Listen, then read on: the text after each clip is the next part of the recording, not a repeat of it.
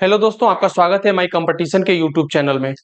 आप लोगों का जो आज प्रैक्टिस सेट नंबर चलने जा रहा है वो 15 नंबर का प्रैक्टिस सेट है, क्योंकि इसके पहले हम लोग प्रैक्टिस कितना देख चुके हैं, 14 तक। और ये जो प्रैक्टिस है ये आपका करंट अफेयर्स का प्रैक्टिस है, ठीक है। और करंट अफेयर्स जो है आपके एग्जाम में बहुत एक अच्छा वेटेज रखता है। इसलिए वेटेज रखता है कि जो आपका एग्जाम है वो 38 नंबर का पूछा जाएगा यूपी पुलिस में, जीके और जीएस मिला के। तो इसमें करंट अफेयर जो है 5 से 6 नंबर आपका पूछा जाता है।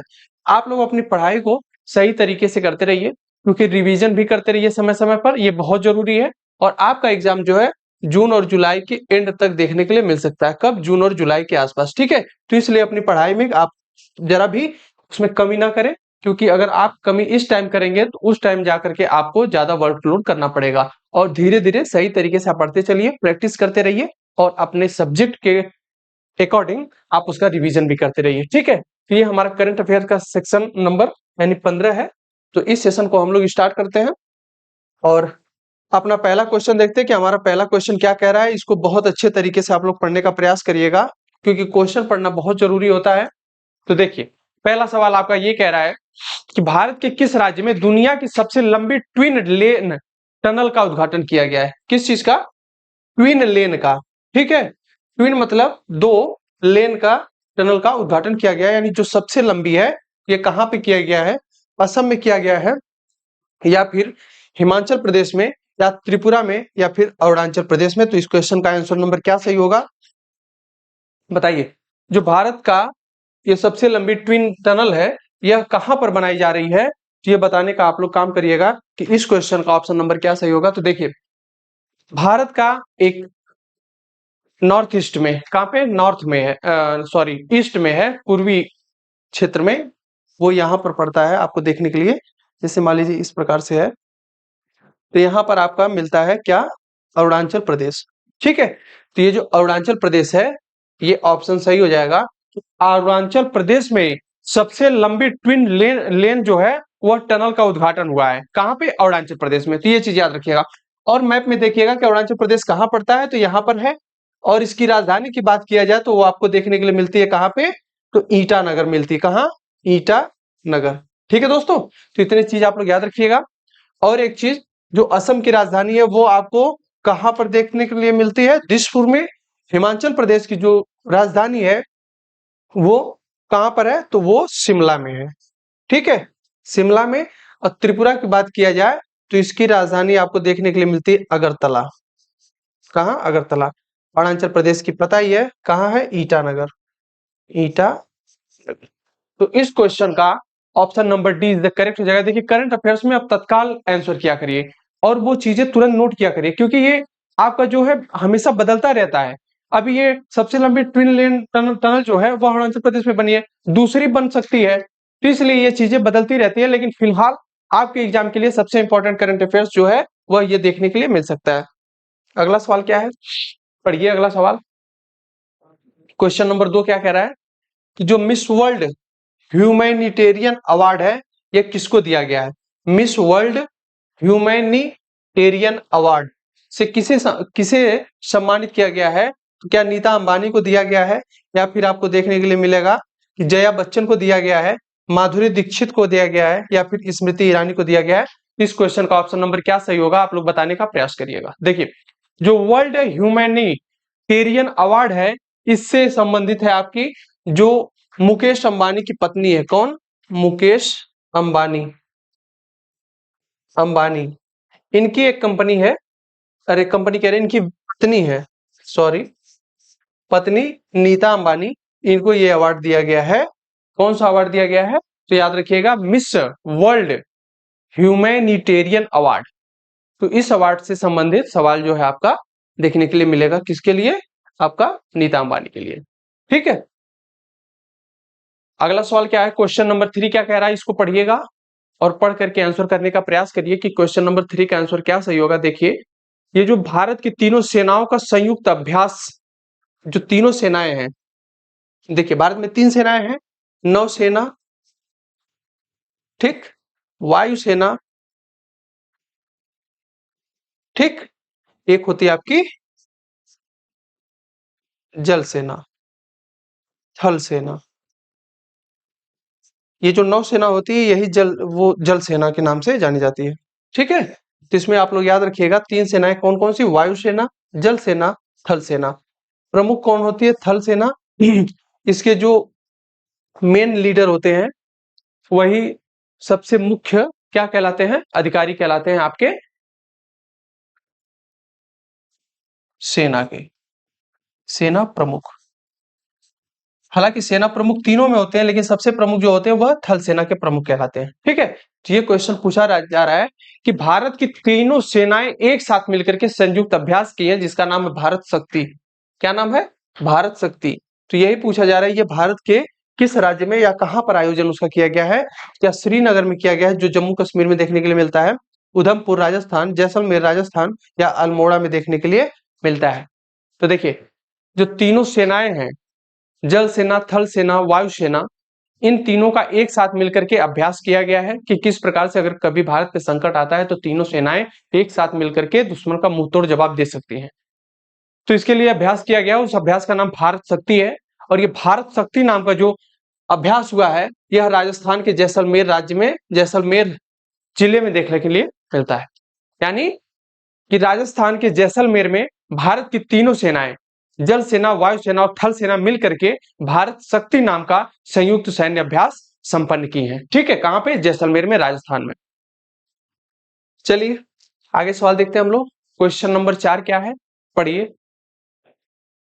हाल ही में अंतरराष्ट्रीय सौर गठबंधन में नया सदस्य कौन बना है।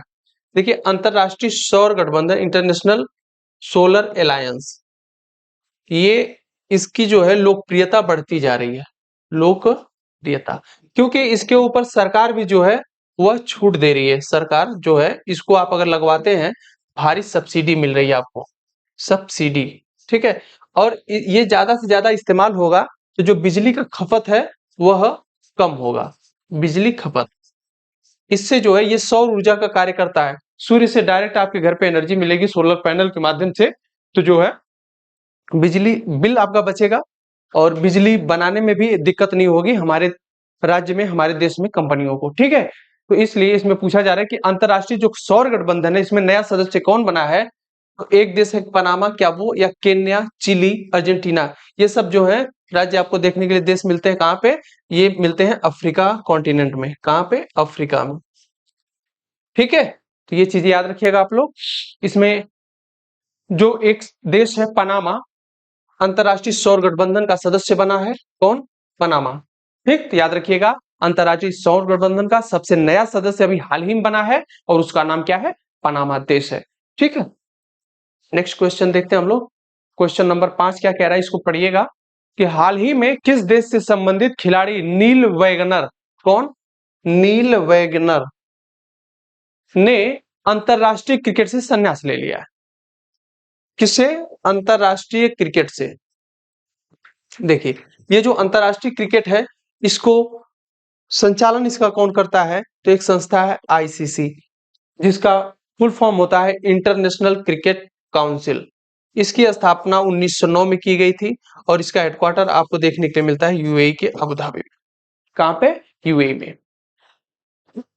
इतनी चीज आप लोग याद रखिएगा। तो जो नील वैगनर है वो संबंधित है किससे, क्रिकेट से संबंधित है। तो वो किस देश के हैं, क्या ऑस्ट्रेलिया के हैं, न्यूजीलैंड के हैं, इंग्लैंड के हैं, या फिर आपके श्रीलंका देश के देखने के लिए मिलते हैं, कौन, नील वैगनर साहब। तो ये जो नील वैगनर है ये बहुत अच्छे क्रिकेटर थे, लेकिन अभी हाल ही में इन्होंने पूरे अंतरराष्ट्रीय क्रिकेट से संन्यास की घोषणा कर दी है। तो यह आपको किस राज्य, किस देश के हैं, तो न्यूजीलैंड के आपको देखने के लिए मिले हैं। कहां पे, न्यूजीलैंड के, नील वैगनर न्यूजीलैंड के, ये चीज याद रखिएगा। क्वेश्चन नंबर 6 क्या कह रहा है, ऑस्कर अवार्ड 2024 में सर्वश्रेष्ठ अभिनेता का अवार्ड किसे या किसने जीता, बताइए। ऑस्कर अवार्ड की बात कर रहा है, ऑस्कर अवार्ड किसने जीता है, क्या Robert Downey junior, Cillian Murphy, Johnny burn या क्रिस्टोफर नोलन। इस क्वेश्चन का ऑप्शन नंबर क्या सही हो जाएगा, तो आपको बता दिया जाए कि जो ऑस्कर अवार्ड 2024 उसमें सर्वश्रेष्ठ अभिनेता यानी सर्वश्रेष्ठ एक्टर के रूप में उभर करके सामने आए हैं किलियन मर्फी। कौन, किलियन मर्फी। तो option number B is the correct हो जाएगा। क्या, कि ऑस्कर अवार्ड 2024 में जो अच्छा प्रदर्शन किया था, अच्छा कैरेक्टर निभाया था, उस अभिनेता को दिया गया अवार्ड, ये ऑस्कर अवार्ड 2024। उनका नाम आपको देखने के लिए मिलेगा किलियन मर्फी। ठीक है, तो इस क्वेश्चन का ऑप्शन नंबर 20 द करेक्ट हो जाएगा। देखिए नेक्स्ट क्वेश्चन क्या है, राष्ट्रपति द्रौपदी मुर्मू ने किसे राज्यसभा के लिए मनोनीत किया है? देखिए भारत का प्रेसिडेंट होगा, आर्टिकल नंबर 52 में ये बताया गया है, और ये लोकसभा लोकसभा प्लस राज्यसभा इन तीनों से मिलकर के एक संस्था बनती है, जिसको हम लोग बोलते हैं भारत में संसद, पार्लियामेंट। ये संसद जो है आर्टिकल नंबर आपकी 79 में देखने की मिलती है, और 80 में मिलता है राज्यसभा, और 81 में मिलता है लोकसभा। तो ये चीजें आप लोग याद रखिएगा, लोकसभा राज्यसभा से। पहले लोकसभा में 2 मनोनीत सदस्य राष्ट्रपति मनोनीत करता था, लेकिन इसको संविधान का संशोधन हुआ और लोकसभा में उसको हटा दिया गया, जो 2 लोग होते हुआ करते थे। लेकिन राज्यसभा में अभी भी 12 लोगों का चयन किया जाता है। कहां पे? राज्यसभा में राष्ट्रपति के द्वारा, वो अभी भी बरकरार है। एक चीज और देखने के लिए मिलती है कि लोकसभा में इस समय अधिकतम सीट आपको 550 देखने के लिए मिलती है। इसमें से 530 जो है वो राज्य से आते हैं, और जो 20 बचे वह केंद्र शासित प्रदेश से देखने के लिए मिलते हैं। तो इसमें यही पूछा जा रहा है कि द्रौपदी मुर्मू जो भारत की राष्ट्रपति हैं, राज्यसभा के लिए किसको मनोनीत किए हैं? तो यही चीज देखने के लिए मिलता है कि इन 12 में से एक लोगों को इन्होंने चुना है। तो क्या वह उदय कोटक है, अजय सिन्हा है, सुधा मूर्ति हैं, या फिर राज्यवर्धन सिंह राठौर हैं? इस क्वेश्चन का ऑप्शन नंबर क्या सही होगा, आप लोग बताने का काम करिएगा। देखिए अभी हमारी लोकसभा का 18वीं लोकसभा का चुनाव चल रहा है।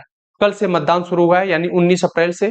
ठीक है, 7 चरणों में यह चुनाव संपन्न होगा, और इस बार जो चुनाव चल रहा है यह किस नंबर का है? तो 18वीं लोकसभा है। इसके पहले 17वीं लोकसभा थी। तो 17वीं लोकसभा के जो अध्यक्ष थे वो आपको ओम बिरला साहब देखने के लिए मिलते हैं। इस बार जो चुनाव चल रहा है, तो देखिए सुधा मूर्ति नाम की एक महिला है, इनको राज्यसभा में मनोनीत किया गया किसके द्वारा? तो हमारी राष्ट्रपति द्रौपदी मुर्मू के द्वारा। क्वेश्चन नंबर 7 का option number C is the correct हो जाएगा। ये चीज आप लोग याद रखिएगा। आइए अगला सवाल देखते हैं हम लोग। क्वेश्चन नंबर 8 क्या कह रहा है, पढ़िए कि हाल ही में किस देश ने अपनी मुद्रा का अवमूल्यन किया है? क्या दोस्तों? अवमूल्यन किया है। तो ये की पॉइंट पकड़िएगा कि अवमूल्यन क्या होता है। देखिए अवमूल्यन ये होता है कि चीजों को जो है, यानी अपनी जो मुद्रा है, मुद्रा उसको घटा देना ताकि निवेश बढ़ सके।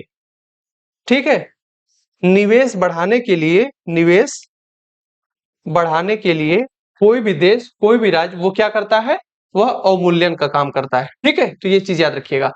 अवमूल्यन का मतलब यही होता है, जैसे मान लीजिए हमारे यहाँ निवेश कम है, हमारे यहाँ कंपनियां कम है और बेरोजगारी दर बढ़ रही है। इसके लिए ऐसा किया जाता है कि अवमूल्यन कर दिया जाए, हमारी मुद्रा का मतलब उसको घटा दिया जाए। कोई भी आकर के यहाँ पर निवेश कम पैसे में कर सकता है। तो भारत में अब तक 3 बार अवमूल्यन हो चुका है। कितनी बार? 3 बार अवमूल्यन किया गया, ताकि जो विदेशी निवेश है वो यहाँ पर भारत में बढ़ाया जा सके। तो यही इसमें सवाल पूछ रहा है कि कौन सा देश है जो अपनी मुद्रा का अवमूल्यन कर दिया है ताकि वहां पर निवेश बढ़ाया जा सके। आप लोग अवमूल्यन का मतलब समझ गए होंगे कि जो मुद्रा होती है, मुद्रा की दर, इसको क्या कर दिया जाता है? कम कर दिया जाता है। किस लिए? निवेश को बढ़ावा देने के लिए। निवेश यानी यहाँ पर जो है कंपनियां आ करके अपना उद्योग स्थापित करें और ज्यादा से ज्यादा मैन्युफैक्चरिंग करें। ठीक है, इसलिए अवमूल्यन किया जाता है। तो क्या इराक ने किया है, पाकिस्तान, मिस्र या फिर भूटान ने किया है? बताइए किस देश ने अपनी मुद्रा का अवमूल्यन किया है? तो आपको बता दें कि अभी आपको हाल ही में एक देश है मिस्र। कौन? मिस्र। इसने अपने मुद्रा का अवमूल्यन किया है, मतलब मुद्रा की दर को घटा दिया है। अब ये होगा यहाँ पर कि जो विदेशी कंपनियां हैं वो अपने औद्योगिक सिस्टम को ला करके यहाँ पर स्थापित करेंगी और ज्यादा से ज्यादा मैन्युफैक्चर करेंगी, ताकि विकास हो सके किसका? मिस्र का। ठीक है, और याद रखिएगा कि अगर कभी भी सवाल पूछे कि भारत में अब तक अवमूल्यन कितनी बार हुआ है, तो याद रखिएगा भारत में 3 बार अवमूल्यन हो चुका है। ठीक है, तो क्वेश्चन नंबर 8 का option number C is the correct हो जाएगा। आइए अगले सवाल पर चलते हैं हम लोग। फिर से संसद से संबंधित आपके लिए सवाल है, जो कि करंट अफेयर्स का बहुत इंपॉर्टेंट सवाल है और ये 2024 का है। राष्ट्रीय युवा संसद महोत्सव 2024 में प्रथम पुरस्कार किसने जीता है? देखिए जो राष्ट्रीय युवा संसद है, यानी सबसे युवा सांसद का महोत्सव हुआ, फेस्टिवल हुआ, कब का? 2024 का। तो इसमें फर्स्ट अवार्ड किसको मिला है? फर्स्ट अवार्ड किसे दिया गया है? क्या वैष्णव पिचाई को दिया गया है, यतीन भास्कर को दिया गया है, या भास्कर दुग्गल को, या फिर कनिष्का शर्मा को, या इनमें से कोई नहीं? बताइए। संसद आपका आर्टिकल नंबर 79 में देखने के लिए मिलता है। संसद 3 स्तंभ से मिलकर बना है, लोकसभा, राज्यसभा और राष्ट्रपति से मिलकर बना है। ये चीज याद रखिएगा। लोकसभा, राज्यसभा आपको 80 आर्टिकल में और लोकसभा 81 में, और हमारे भारत का एक राष्ट्रपति होगा जब 52 में होगा। और इसके लिए पकानी कोका दुयो दशम, मैंने एक ट्रिक भी बता रखी है, पकानी कोका दुयो दशम। ये चीज से आप जानते हैं क्या कर सकते हैं? राष्ट्रपति के जितने भी अनुच्छेद हैं आप उसको तैयार कर सकते हैं कि कौन कौन कब निर्वाचन होगा, कब उनका कार्यकाल कितना होगा, और कार्यपालिका के वो सदस्य होंगे। इन सब चीज के बारे में उन पर महाभियोग किस आर्टिकल के माध्यम से लगाया जा सकता है, ये सब चीजें आप लोग याद कर सकते हैं। किसके माध्यम से? पकानी कोका दुयो दशम। इसके बारे में मैंने ट्रिक बना करके एक वीडियो आपका सेपरेट इस चैनल पर पड़ा हुआ है, जाकर के आप लोग देख सकते हैं। यहाँ पे राष्ट्रपति द्रौपदी मुर्मू का फोटो लगा हुआ है और वो स्वयं कह रही है कि मैं किस आर्टिकल के माध्यम से इस पद पर आई हूं, तो वो वीडियो खोल करके आप लोग देख सकते हैं। ठीक है, तो बताइए, जो राष्ट्रीय युवा सांसद महोत्सव 2024 में प्रथम पुरस्कार जो है मिला है किसको? यतीन भास्कर दुग्गल को। तो ये option number B is the correct हो जाएगा। किसको मिला है? यतीन भास्कर दुग्गल को। ठीक है, तो क्वेश्चन नंबर 9 का option number B is the correct हो जाएगा। आइए हम लोग अपने अगले सवाल पर चलते हैं। क्वेश्चन नंबर 10 हमारा क्या कह रहा है? बहुत प्यारा क्वेश्चन है, इसको पढ़िएगा, पढ़ करके आंसर देने का प्रयास करिए कि इस क्वेश्चन का आंसर नंबर क्या सही है। ठीक है, बताइए। भारतीय नौसेना ने लक्षद्वीप के किस द्वीप पर अपने नए बेस की स्थापना की है? कौन से द्वीप की? लक्षद्वीप की। ये आपका प्रायद्वीपीय भारत के आसपास है। ठीक, तो यहीं पर आपको देखने के लिए मिलता है तुम्हारा आपका लक्षद्वीप। तो लक्षद्वीप के बारे में क्या बोल रहा है कि इस द्वीप पर अपने नए बेस की स्थापना की है। किसने? भारतीय नौसेना ने। देखिए, बेस बनाने का कारण यही होता है कि अगर ये बेस यहाँ पर बनाया जा रहा है तो यहां से किसी भी देश पर किस प्रकार से कंट्रोल किया जा सकता है, ये सब चीजें देखने के लिए मायने रखती हैं। क्योंकि अचानक से इमरजेंसी कहीं पे बता के तो इमरजेंसी आती नहीं है, लेकिन जब भी इमरजेंसी आती है तो उस बेस का इस्तेमाल किया जा सके, वहां पर हेलीकॉप्टर, सेना, नौसेना, वायुसेना, जल सेना, थल सेना जो भी है वहां पर उपस्थित हो सके, और उस पर्टिकुलर प्लेस के लिए यहाँ से योजना बना करके उस पर आक्रमण किया जा सके या उसको कंट्रोल किया जा सके। इसलिए बेस बनाना बहुत इंपॉर्टेंट होता है। तो लक्षद्वीप में अभी एक नया बेस बनाया गया, किसके द्वारा? तो भारतीय नौसेना के द्वारा। तो वो कौन सा द्वीप है, उसका नाम क्या है? क्या मिनिकॉय द्वीप है, कवरत्ती द्वीप है, या अगत्ती द्वीप है, या चेटलॉट द्वीप है? तो क्वेश्चन नंबर 10 का ऑप्शन नंबर क्या सही होगा, बताने का प्रयास करिएगा। आपको हम बता दें कि जो भारतीय नौसेना ये लक्षद्वीप में मिनिकॉय द्वीप पर, किस द्वीप पर? मिनिकॉय द्वीप पर अपना नया बेस बनाई है, अपना नया ठिकाना बनाई है, वहां से अटैक करने के लिए या फिर अपने भारतीय दल या भारतीय लोगों की सुरक्षा को कंट्रोल करने के लिए, कि ताकि उन पर कभी भी भविष्य में कोई अगर दुर्घटना होने की संभावना होती है किसी बाहरी आक्रमण के द्वारा, तो उस पर कंट्रोल किया जा सके। तो क्वेश्चन नंबर 10 का option number A is the correct हो जाएगा। हम लोग अपने अगले सवाल पर चलते हैं। क्वेश्चन नंबर 11 क्या कह रहा है, इसको बहुत अच्छे से पढ़ने का प्रयास करिएगा। Question number 10 is the most important, क्योंकि ये सवाल आपके एग्जाम में देखने के लिए 3-4 एग्जाम अब तक जो भी हुआ है कंपटीशन के एग्जाम में, जैसे आरओ का हुआ, 1-2 एग्जाम और हुआ था, वहां पे ये सवाल देखने के लिए मिला था। इसलिए यह मोस्ट इंपॉर्टेंट है, जो आपके एग्जाम में पूछे जाने की पूरी संभावना है। सवाल क्या है, बहुत अच्छे तरीके से पढ़िएगा, क्योंकि सवाल बहुत इंपॉर्टेंट होता है पढ़ना। इसमें देखिएगा, पूछ रहा है कि भारत की पहली मेट्रो यानी अंडर वाटर मेट्रो का उद्घाटन नरेंद्र मोदी ने किस राज्य में किया है, तो ये बताने का काम करिएगा। सबसे पहले नरेंद्र मोदी का नाम अगर आए तो ये इनका दूसरा कार्यकाल है। ठीक है, ये 2014 से, कब से? 2014 से 2019 में रहे शासन में, फिर 2019 से आपको देखने के लिए मिलता है 2024 तक शासन में। अभी लोकसभा का चुनाव चल रहा है। ठीक, तो ये 16वीं लोकसभा, 17वीं लोकसभा, 2 बार ये प्रधानमंत्री रह चुके हैं। 16वीं और 17वीं का, इस बार जो चुनाव है वह 18वीं लोकसभा चुनाव चल रहा है। ठीक है, कौन सी लोकसभा का? 18वीं लोकसभा का चुनाव चल रहा है। इसके पहले 2 लोकसभा इनका ये निरीक्षण कर चुके हैं, देखरेख कर चुके हैं। किसकी? 17वीं लोकसभा और 16वीं लोकसभा का। ठीक है, तो जो नरेंद्र मोदी ये उद्घाटन किए किस चीज का? अंडर वाटर मेट्रो ट्रेन का। जैसे मान लीजिए यहाँ पर नदी जा रही है, ये नदी बह रही है, इस नदी के नीचे से अंडर वाटर ये मेट्रो के लिए गुफा बनाई गई है, तो इसमें से मेट्रो जा रही है। तो पहली जो है पूरे भारत में पहली बार ऐसा हुआ है कि नदी के अंदर से पूरा बकायदा पानी के अंदर से मेट्रो जाने की व्यवस्था की गई है और उसका उद्घाटन भी हो चुका है। तो वो कहां पर हुआ है? महाराष्ट्र में, उत्तर प्रदेश में, कर्नाटक में या फिर पश्चिम बंगाल में आपको देखने के लिए मिलता है। तो देखिए पश्चिम बंगाल जो है, कोलकाता यहाँ पे एक जगह है, कोलकाता इसकी राजधानी भी है। कोलकाता जो है वह हुगली नदी पर बसा हुआ है। तो हुगली नदी में ही ये अंडर वाटर मेट्रो उद्घाटन किया गया है ट्रेन का। ठीक है, तो ये पश्चिम बंगाल ऑप्शन नंबर सही हो जाएगा। Option number D is the correct हो जाएगा। तो क्वेश्चन नंबर 11 का option number D is the correct हो जाएगा। ये चीज याद रखिएगा। देखिए महाराष्ट्र की बात की जाए तो महाराष्ट्र की राजधानी आपको कहां देखने के लिए मिलती है? सबको पता है महाराष्ट्र की राजधानी मुंबई है। क्या है दोस्तों? मुंबई। उत्तर प्रदेश की लखनऊ पता ही है।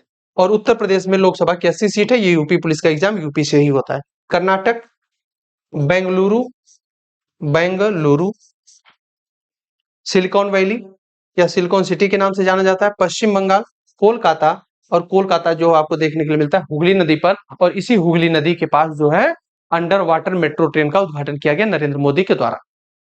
क्वेश्चन नंबर 11 का option number D is the correct हो जाएगा। नेक्स्ट क्वेश्चन देखते हैं हम लोग। बहुत प्यारा सवाल है।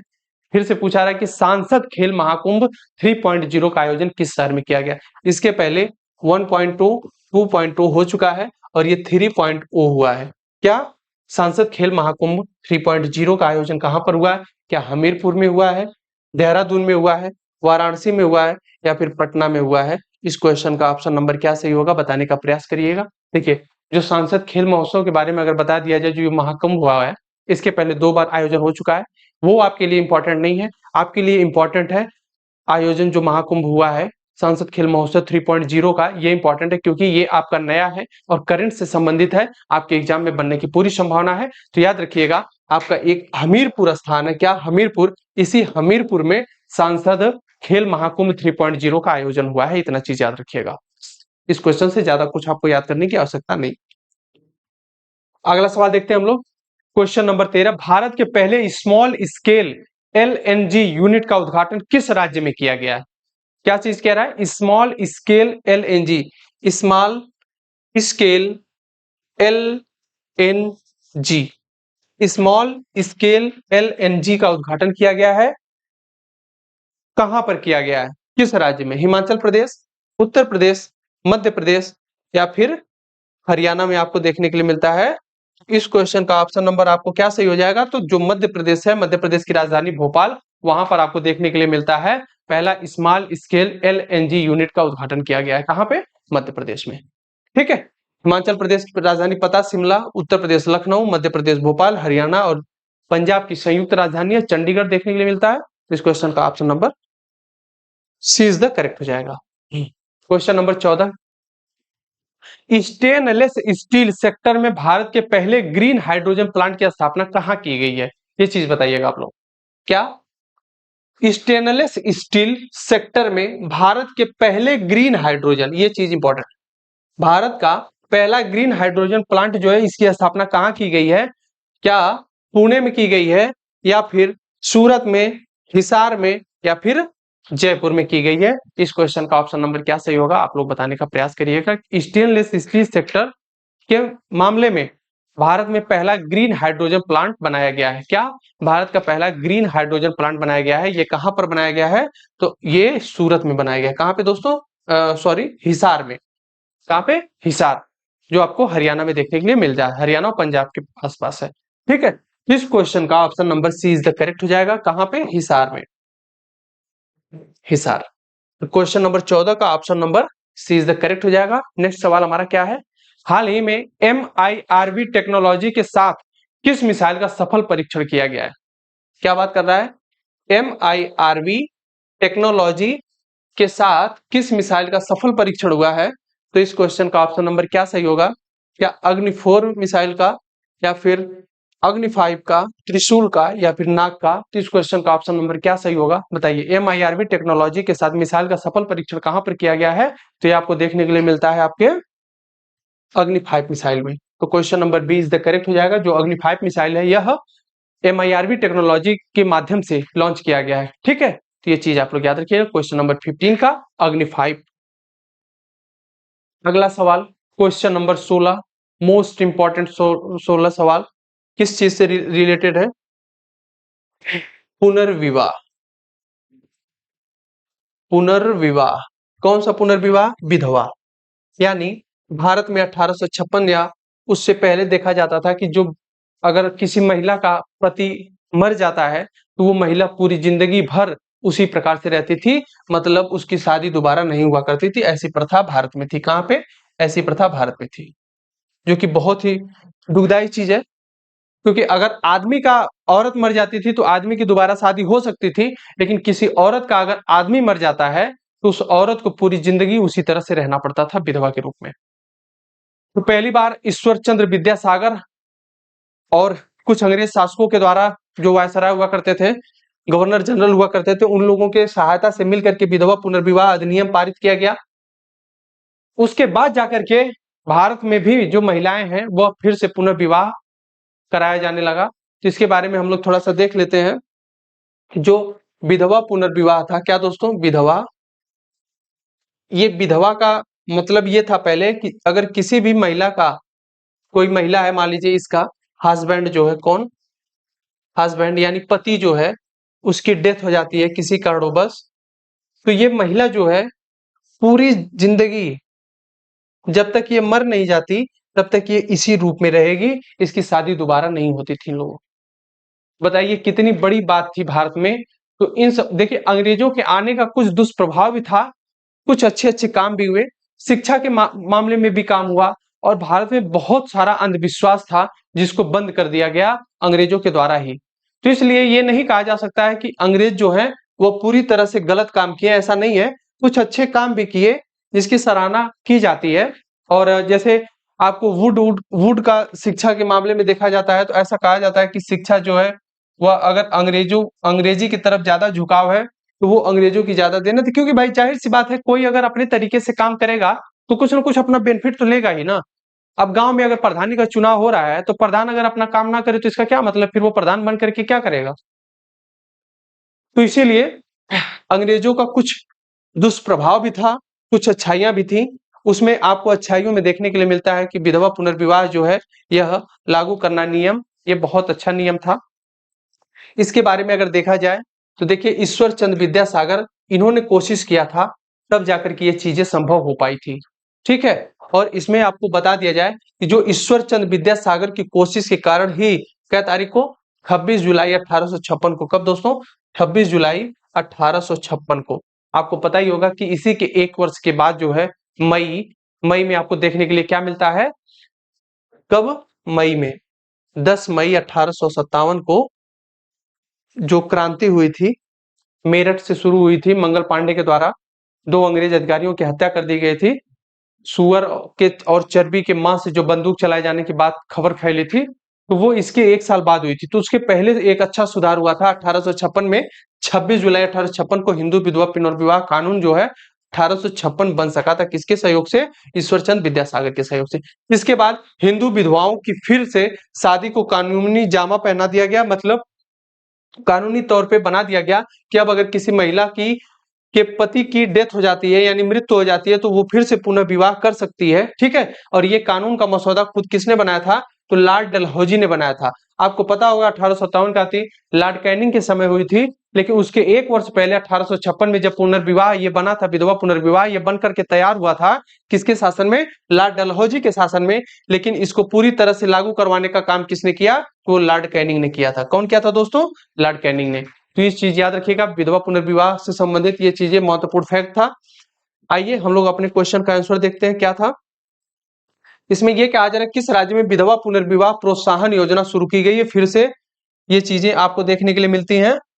तो क्या बिहार में, मेघालय में, तमिलनाडु में या फिर झारखंड में? तो आपको बता दें झारखंड की राजधानी रांची है। यहीं पर जो है झारखंड में विधवा पुनर्विवाह प्रोत्साहन योजना फिर से शुरू की गई है। और एक चीज याद रखिएगा, ये जो झारखंड है ये 15 नवंबर को, कब दोस्तों? याद रखिएगा 15 नवंबर सन 2000 को अलग हुआ। किससे? तो ये बिहार से अलग हुआ। ठीक है। कहां से अलग हुआ? बिहार राज्य से टूट करके अलग हुआ। कौन? झारखंड अलग हुआ। इसके पहले अगर देखा जाए तो बिहार सबसे पहले अलग हुआ था 1905 में, जो देखने के लिए मिलता है जब बंगाल का विभाजन हुआ था। और बंगाल विभाजन कब हुआ था? 1905 में हुआ था। किसके शासनकाल में? तो उस समय वायसराय हुआ करते थे लॉर्ड कर्जन, जिनके द्वारा बंगाल का विभाजन हुआ। फिर डेट आती है 1911 में। तो 1911 में ऐसा देखा गया कि फिर से इस बंगाल विभाजन को रद्द कर दिया गया। ठीक है, फिर 1 अप्रैल 1936 को इसी आपके बिहार से उड़ीसा अलग होता है, और फिर एक बार बिहार टूटता है 15 नवंबर सन 2000 को। क्या होता है? बिहार से टूट करके झारखंड अलग होता है। इसलिए बिहार जो है आपको देखने के लिए मिलता है आज के समय में इतना पिछड़ा हुआ। ये कई बार इसमें तोड़ा तोड़ी की गई, मतलब इसको कई बार खंडित किया गया। ठीक है, तो इस क्वेश्चन का option number D is the correct हो जाएगा। क्या? जो विधवा पुनर्विवाह है, ईश्वर चंद्र विद्यासागर के प्रोत्साहन के बाद, यानी उस समय लॉर्ड डलहौजी की सरकार थी, 1856 में इसको विधवा पुनर्विवाह योजना बनाया गया। और ये लागू किया गया किसके शासनकाल में? तो लॉर्ड कैनिंग के शासनकाल में। तो क्वेश्चन नंबर 16 जो है इसका option number D is the correct हो जाएगा। ठीक है, आइए अपने सवाल पे चलते हैं। क्वेश्चन नंबर नेक्स्ट 17 नंबर का क्वेश्चन क्या है? एशियन रिवर राफ्टिंग चैंपियनशिप का आयोजन कहां किया गया? क्या पूछ रहा है? एशियन रिवर राफ्टिंग चैंपियनशिप का आयोजन कहां पर किया गया है? क्या ऋषिकेश में किया गया है, शिमला में किया गया है, देहरादून में किया गया है, या फिर श्रीनगर में किया गया है? तो एशियन रिवर राफ्टिंग चैंपियनशिप जो है यह एक खेल से संबंधित है। इसका आयोजन आपको देखने के लिए मिलता है कहां पे? तो शिमला में। और शिमला कहां पर स्थित है? तो ये चीज आप लोग याद रखिएगा, शिमला जो है वह हिमाचल प्रदेश की राजधानी। किसकी? हिमाचल प्रदेश। अब एक चीज याद रखिएगा कि जो हिमाचल प्रदेश है इसकी राजधानी कहां पे देखने के लिए मिलती है? तो वो आपकी शिमला में। इसी शिमला में एशियन रिवर राफ्टिंग चैंपियनशिप का आयोजन किया गया है। तो इस क्वेश्चन से इतने फैक्ट्स आप लोग याद रखिएगा। देहरादून की अगर बात किया जाए तो देहरादून आपका जो है उत्तराखंड में देखने के लिए मिलता है। कहां पे? उत्तराखंड में। और ये उत्तराखंड कहां पर है? तो ये आपका नॉर्थ ईस्ट का एक एरिया है। और ये उत्तराखंड जो उत्तर प्रदेश से अलग हुआ था 9 नवंबर सन 2000 को। यानी 2000 इंपॉर्टेंट इसलिए है, सन 2000 यहाँ पर एक ही महीने में, यानी 1 नवंबर, 15 नवंबर और 9 नवंबर, ये तीनों डेट को अलग अलग 3 स्टेट से अलग अलग 3 राज्य बने थे। 1 नवंबर को मध्य प्रदेश से अलग हुआ छत्तीसगढ़। फिर उसके बाद 9 नवंबर को अलग हुआ आपका हिमाचल प्रदेश। किससे? उत्तराखंड से। उत्तराखंड अलग हुआ इससे यूपी से। और फिर आपको देखने के लिए मिलता है 15 नवंबर को, यानी 15 नवंबर सन 2000 को बिहार से अलग हुआ झारखंड। तो ये चीजें याद रखिएगा, सन 2000 से इंपॉर्टेंट चीजें। ठीक है, शिमला हुआ। श्रीनगर देखिए, श्रीनगर जम्मू कश्मीर की राजधानी हुआ करती थी, खैर अभी भी है, लेकिन जब से ये आर्टिकल 370 हटा दिया गया, यानी जम्मू कश्मीर का जो विशेष राज्य का दर्जा था उसको खत्म करके इसको 2 यूटी में बदल दिया गया, यूनियन टेरिटरीज यानी संघ शासित प्रदेश में, जम्मू कश्मीर और लद्दाख के रूप में। जब ये जम्मू कश्मीर, अभी भी यहाँ पर चुनाव किया जाएगा, लेकिन लद्दाख जो है पूरी तरह से यूटी बन गया है। ठीक है, वहां पर उपराज्यपाल होंगे। उपराज्यपाल खैर जम्मू कश्मीर में भी होंगे जो अलग हुआ है, लेकिन यहाँ पर भी चुनाव जैसे दिल्ली में होता है उस प्रकार से यहाँ पर भी चुनाव किया जाएगा। ठीक है, तो ये चीज याद रखिएगा। ऋषिकेश कहाँ पे आप लोगों को देखने के लिए मिलेगा? तो आपके उत्तराखंड में। तो क्वेश्चन नंबर 17 का option number B is the correct हो जाएगा। आगे चलते हैं हम लोग क्वेश्चन नंबर 18 पे। जो क्वेश्चन नंबर 18 है इसको पढ़िएगा। किस राज्य के आदिवासी पोशाक रीसा को जीआई टैग दिया गया है? देखिए, जीआई टैग जो है ग्लोबल इंडिकेशन होता है एक प्रकार से। क्या होता है? उस पर्टिकुलर क्षेत्र में वो चीज जो है वह व्यवस्थित रूप में सही तरीके से ज्यादा लोकप्रिय होती है, तो उसको वैश्विक स्तर पर एक टैग दिया जाता है ताकि उसका बढ़ावा दिया जा सके, अलग अलग राज्यों में उसका प्रोडक्शन हो सके, उसको निर्यात किया जा सके, आयात किया जा सके, इसलिए जीआई टैग के माध्यम से उसको सूचित किया जाता है। अभी हाल ही में आदिवासी पोशाक है, एक आदिवासियों का पहनावा है, उसका नाम क्या है? रीसा।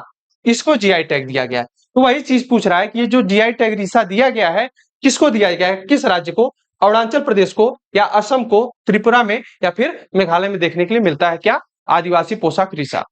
देखिए, ये जो आदिवासी पोशाक है ये उन लोगों के पहनने का एक पहनावा होता है जो बहुत ही रोचक होता है। तो ये इसलिए इसको बढ़ावा देने के लिए जीआई टैग मिला है। ये जो है आपका रीसा आपको देखने के लिए मिलेगा कहां पे? त्रिपुरा में। तो क्वेश्चन नंबर 18 का option number C is the correct हो जाएगा। जो त्रिपुरा है इसकी राजधानी आपको देखने के लिए मिलेगी अगरतला। अगरतला। ठीक है, और ये जो राज्य है त्रिपुरा, यह एकदम पूर्व में बसा हुआ राज्य है। पूर्व में 7 राज्य बसे हुए हैं। आपका अरुणाचल प्रदेश देखने के लिए मिलेगा, अरुणाचल हुआ, मणिपुर हुआ, मेघालय हुआ, त्रिपुरा हुआ, मिजोरम हुआ और एक असम।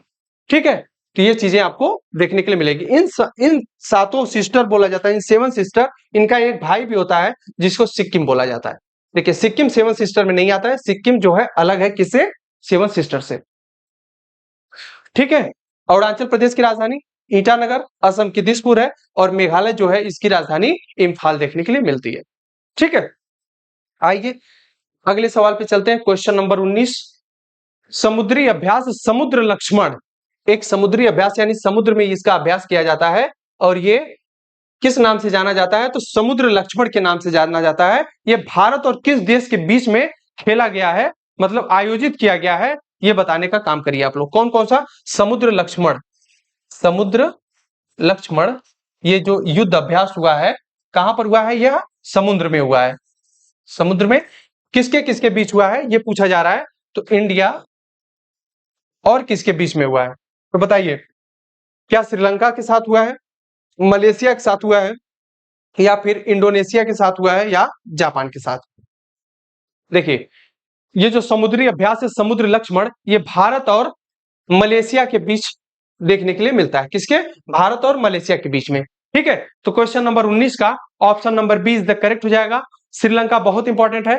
श्रीलंका भारत से किस जल संधि से अलग होता है, तो याद रखिएगा पाक जल डमरू मध्य के नाम से एक जल डमरू मध्य, यानी श्रीलंका और भारत को अलग करने का काम करता है कौन, पाक जल डमरू मध्य। इसके माध्यम से श्रीलंका और भारत जो है अलग होते हैं, अपनी बाउंड्री शेयर करते हैं।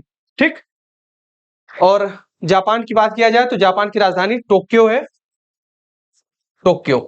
ठीक, तो क्वेश्चन नंबर 19 का ऑप्शन नंबर बी यानी मलेशिया सही हो जाएगा। मलेशिया जो है समुद्र लक्ष्मण नाम से युद्ध अभ्यास किया गया है भारत और मलेशिया के बीच में। अगला सवाल देखते हैं हम लोग, क्वेश्चन नंबर 20। आशा करते हैं कि आप लोग इस सेशन को बहुत एंजॉय किए होंगे और अपने जो भी एनालिसिस रहा होगा उसको अच्छे से देखे होंगे, और आप करंट अफेयर्स को डेली पढ़ते रहिए, इसको रिवाइज करते रहिए। ये बहुत ही मोस्ट इंपॉर्टेंट है, इसलिए क्योंकि आपके 38 में से 8 नंबर या 9 नंबर का सवाल ये बनने की संभावना पूरी रहती है, किसकी, करंट अफेयर्स की। और आपके एग्जाम से 6 महीने से 8 महीने के बीच का जो है करंट अफेयर्स वो इंपॉर्टेंट होता है। तो देखिए ये हमारा केंद्रीय मंत्रिमंडल से संबंधित सवाल है। केंद्रीय मंत्री अर्जुन मुंडा ने किस राज्य में जनजातीय संस्कृति और विरासत के संरक्षण और संवर्धन केंद्र की आधारशिला रखी है, बताइए।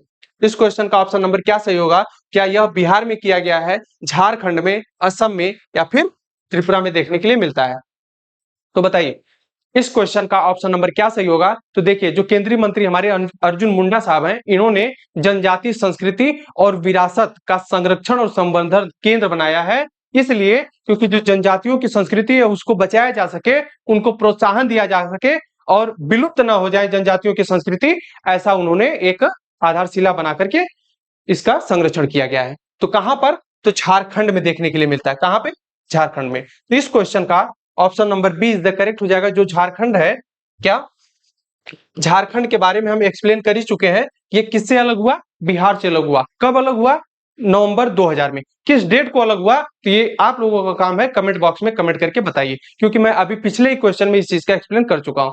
ठीक है, तो आज का रहा ये हमारा आखिरी सवाल। ठीक है, देखते रहिए माई कंपटीशन के यूट्यूब चैनल को। मिलते हैं नेक्स्ट वीडियो में, तब तक के लिए जय हिंद।